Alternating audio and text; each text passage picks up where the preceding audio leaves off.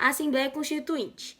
Antevendo sua ascensão ao poder, Dom Pedro I articulou a criação de uma Assembleia Constituinte, responsável por moldar o primeiro conjunto de leis máximas do Brasil, integrada por proprietários de terra, intelectuais, funcionários públicos e clérigos.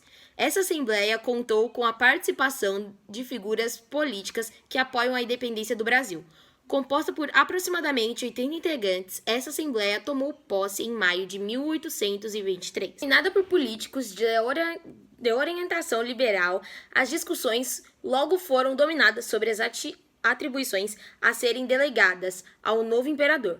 Com o início das atividades, a Assembleia esteve ideologicamente dividida entre liberais e conservadores. Os primeiros queriam a aplicação política de legislativo e descentralização dos poderes políticos. Já os conservadores eram favoráveis a um cenário político centralizado e ampliação dos poderes de Dom Pedro I. Ao mesmo tempo, a presença dos portugueses no Brasil configurava um cenário ainda mais delicado. Muitos nativos viam neles uma ameaça ao estabelecimento de um governo livre de privilégios, aqueles que anteriormente representavam os poderes coloniais. A própria figura de Dom Pedro era colocada em questão, já que o mesmo também era português.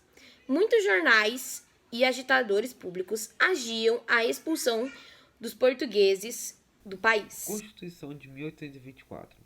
A Constituição Brasileira de 1824 foi outorgada por Dom Pedro I em 25 de março de 1824.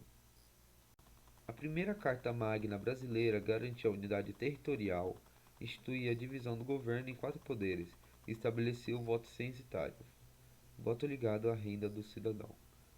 Foi elaborado por um grupo reduzido devido às desavenças entre o imperador e a Assembleia Nacional Constituinte. Para tanto, foi reunida a Assembleia Nacional Constituinte com deputados vindo de diversas províncias do Brasil.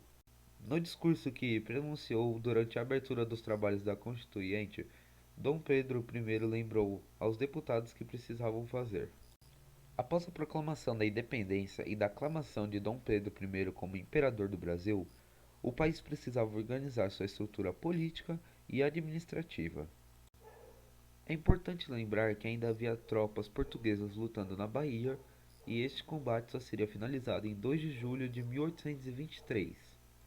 Espero que a Constituição que façais mereça a minha imperial aceitação, seja tão sábia e tão justa quanto apropriada à localidade e civilização do povo brasileiro. Partido Brasileiro, formado por vários brasileiros e portugueses, desejavam maior autonomia para as províncias e defendiam a monarquia parlamentarista e a manutenção da escravidão.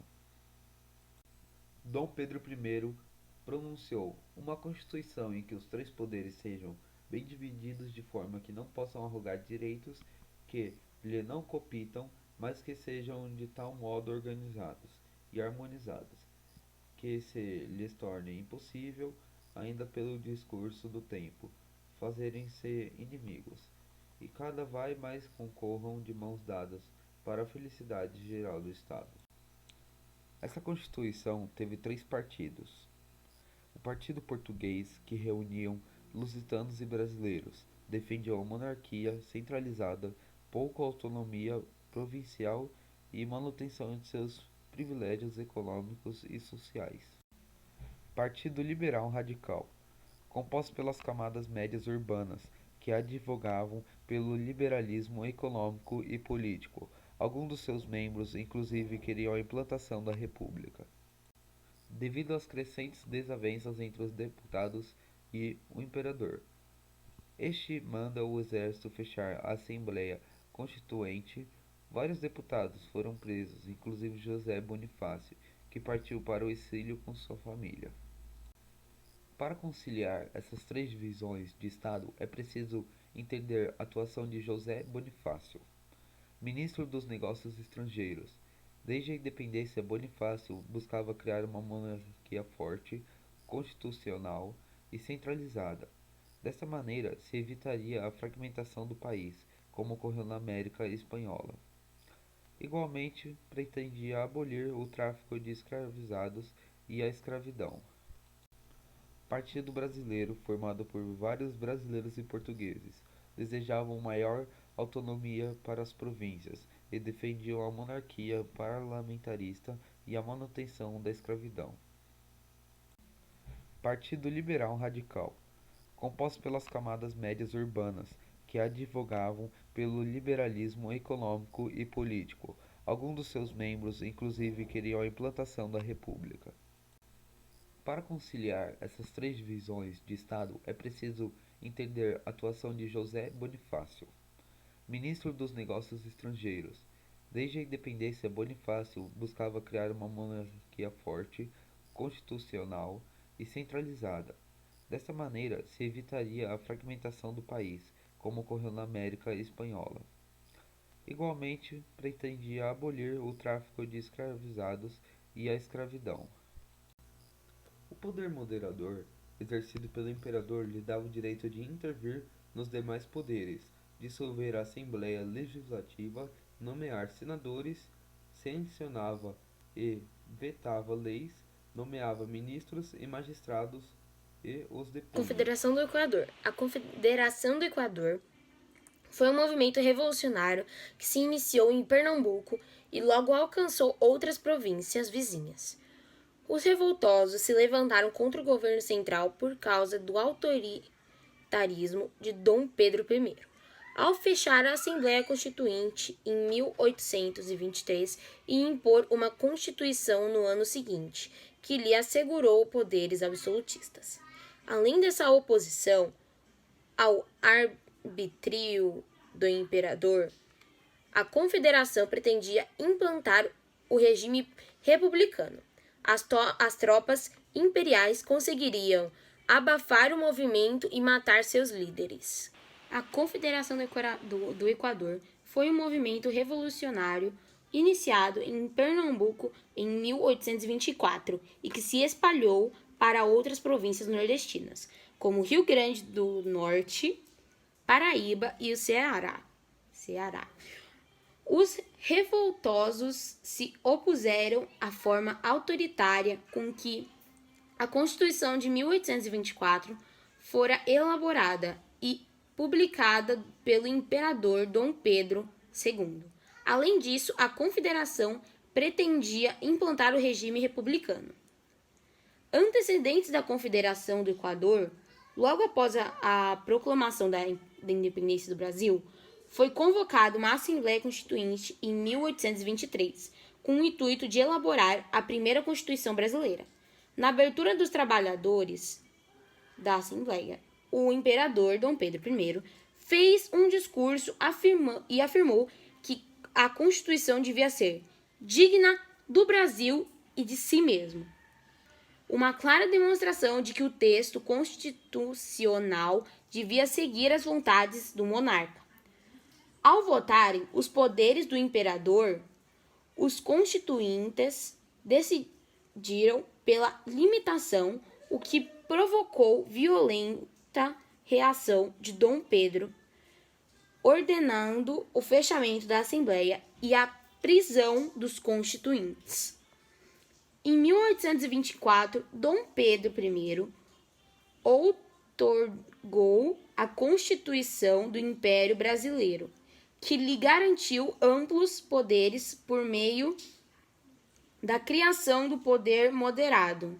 Ao fechar a Assembleia e elaborar uma Constituição sem nenhuma discussão, ele mostrou os perigos do seu autoritarismo. Contudo, o Nordeste não aceitaria a centralização do poder político de forma passiva. Os pernambucanos decidiram pegar em armas para lutar contra o autoritarismo do governo central. Oi, eu sou o aluno Gustavo e eu vou falar um pouco sobre a Guerra da Cisplatina. A guerra foi um conflito travado pelo Império do Brasil contra as Províncias Unidas do Rio da Prata, atual Argentina, pelo controle da Cisplatina, região que atualmente conhecemos como Uruguai. Essa foi a primeira guerra de que o Brasil participou como nação independente e estendeu-se de 1825 a 1828. O resultado do conflito foi desastroso para o Brasil, que além de perder a Cisplatina, teve de amargar uma intensa crise econômica. Por que ocorreu a guerra? A região da Cisplatina, no caso o atual Paraguai, era um local de tensão e atrito desde o período colonial. A disputa pela Cisplatina teve como marco estipulado pelos historiadores o ano de 1680, quando a coroa portuguesa autorizou a construção de uma forte margem no rio oriental do Rio da Prata, onde surgia assim nesse momento a colônia de Sacramento. A colônia de Sacramento foi um alvo de intensa disputa entre os portugueses e espanhóis, que foram assinados diversos tratados territoriais entre duas nações, tais como o Tratado de Madrid 1750 e o Tratado de Parda de 1761 e o Tratado de Santo Defenso. No entanto, passar dos tratados da disputa, a indefinição acerca do controle do Sacramento permaneceram durante o século XIX e XVIII. A partir de 1808, João VI transferiu a corte portuguesa para o Brasil por conta da invasão de Portugal pelas tropas napoleônicas. O impacto disso no Brasil foi imediato, inclusive nas questões da realização internacionais em represália à ação dos espanhóis de permitir que as tropas francesas cruzassem seu território para invadir Portugal. João ordenou a invasão de Sacramento e nomeou a região de Cisplatina. Aconteceram duas invasões dos portugueses na região. Uma em 1816, que a Cisplatina foi invadida pela maneira definitiva e agregada ao território de Reino de Portugal, Brasil, Alvagares, e as tropas brasileiras eram lideradas por Francisco Frederico Leocourt e eram formadas por aproximadamente 14.000 soldados. Os objetivos, conforme na lista de Chico Castro, eram dois: reunir sob o domínio português as colônias espanholas e expulsar um revolucionário local chamado de José Artigas. A ocupação de Cisplatina por Portugal aumentou a tensão e o desgaste que existiam na região platina, porque o comandante Lecourt indispôs-se bastante com a população local, agindo de maneira autoritária. Além disso, o desgaste do Reino de Portugal com as Províncias Unidas, sobretudo com a elite portenha de Buenos Aires, aumentou consideravelmente em 1822, aonde o Brasil se declarou sua independência sob a liderança de Dom Pedro I, e a anexação da Cisplatina ao território brasileiro foi confirmada. A região, inclusive, mandou representantes para a Assembleia Constituinte, que redigiu a primeira Constituição do Brasil, a que foi rejeitada por Dom Pedro I em 1823. Por causa da tensão permanente na Cisplatina, iniciou-se uma rebelião em 1825, organizada por Juan Antônio Lavagella. Nessa rebelião, Lavagella e seus aliados, conhecidos como 33 Orientais, declararam a separação da Cisplatina ao Brasil e sua vinculação com as Províncias Unidas. Essa atitude de Lavagella aconteceu porque ele e seus aliados estavam sendo apoiados materialmente e financeiramente pelos portenhos. Agora eu vou falar como é que foi declarada essas guerras. Uma vez foi declarada a rebelião da Cisplatina, a ação do imperador foi de intervir militarmente e evitar a perda da província. A rebelião foi iniciada em abril de 1825 e as ações tomadas pelo imperador a partir desse momento foram estendidas pelos historiadores como precipitadas. Chico Castro, que sugere os dois erros capitais cometidos entre o início da rebelião e a declaração formal de guerra. O decreto de dezembro de 1825, que impedia a circulação de navios nos portos da região platina, e o anúncio de Dom Pedro I oferecendo recompensas pela captura de Lavagella e o Frutuoso Rivera, militar aliado da rebelião.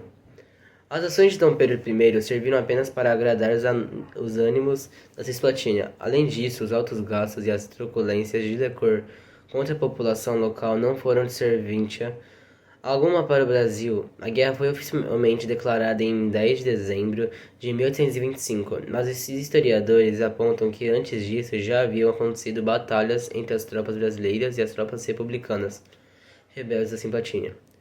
Para piorar a situação do Brasil, a economia estava frangalhos e o Império mal tinha condições de pagar funcionalismo. Mesmo assim, Dom Pedro I optou por declarar a guerra contra Condições e as Províncias Unidas na data mencionada. Durante o conflito, algumas batalhas foram travadas, sendo a maioria delas conflitos de pequena escala. Algumas das batalhas da Guerra da Cisplatina foram a Batalha do Rincão das Galinhas, que foi travada em setembro de 1825 e as tropas brasileiras foram derrotadas. A Batalha de Juncal, Batalha Naval de fevereiro de 1827, em que a Marinha Brasileira foi derrotada.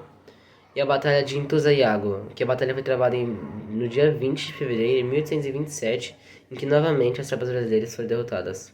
A conclusão a Guerra de Cisplatina foi uma derrota sofrida na Batalha de Ituzaingó, que foi duríssima para as tropas brasileiras, uma vez que cerca de 1.200 brasileiros morreram nela. Logo após, o Brasil concordou em iniciar negociações para tratar a cessão definida da Cisplatina para os uruguaios. O resultado dessa negociação foi a assinatura da Convenção Preliminar de Paz em 27 de agosto de 1828. Nesse momento, o Brasil assinou o fim das suas pretensões territoriais sobre a Cisplatina e assentou derrota militar. Há, no entanto, que se considerar que os argentinos também não alcançaram seus objetivos, uma vez que no início do conflito os uruguaios haviam anunciado a sua vinculação com as Províncias Unidas. Nesse acordo, argentinos e brasileiros concordaram pelo fim de suas pretensões nas Cisplatina Unidas. Nesse acordo, argentinos e brasileiros concordaram pelo fim de suas pretensões na Cisplatina e pela independência da região, surgiu assim na República Oriental do Uruguai.